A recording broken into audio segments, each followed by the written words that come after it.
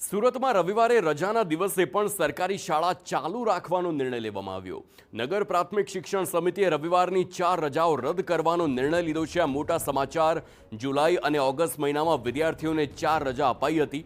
ભારે વરસાદ વચ્ચે 24, 25 અને 31 જુલાઈ અને 1 ઓગસ્ટે રજા અપાઈ હતી. વધારાની રજા ભરપાઈ કરવા માટે રવિવારે પણ હવે શાળાઓ ચાલુ રહેવાની છે. એટલે કે આગામી 6 સપ્ટેમ્બર, 13 અને 27 સપ્ટેમ્બર તેમજ 4 ઓક્ટોબરે રવિવારે શાળા ચાલુ રહેશે. આ મોટા સમાચાર.